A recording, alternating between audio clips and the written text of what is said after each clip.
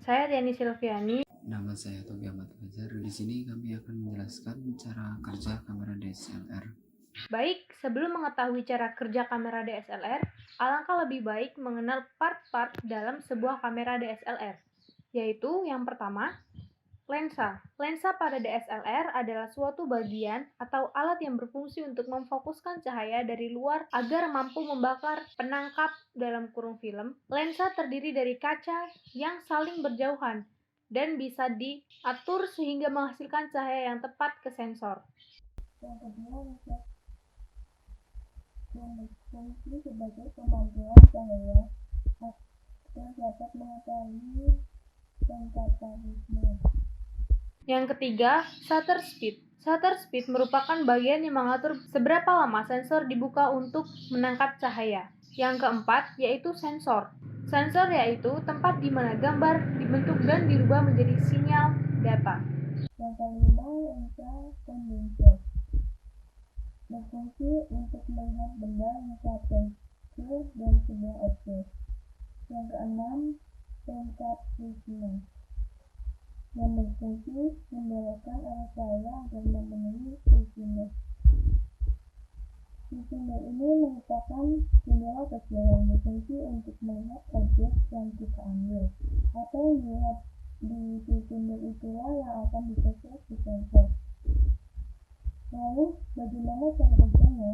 Kamera DSLR bekerja saat kita mengintip di lubang viewfinder yang letaknya sudah pasti di bagian belakang kamera DSLR, di mana viewfinder tersebut adalah di mana yang kita lihat itulah yang akan ditampilkan di viewfinder, karena viewfinder menggunakan sistem cermin pantul atau reflect monitor, sehingga apa yang kita lihat itulah yang terjadi sebenarnya di kenyataannya. Pantulan cahaya dari objek foto masuk melewati lensa lalu menuju cermin pantul atau reflect mirror yang kemudian memantulkan cahaya tersebut ke penata prism atau cermin segi 5. Penata prism mengubah cahaya vertikal ke horizontal dengan mengarahkan cahaya menuju dua cermin terpisah.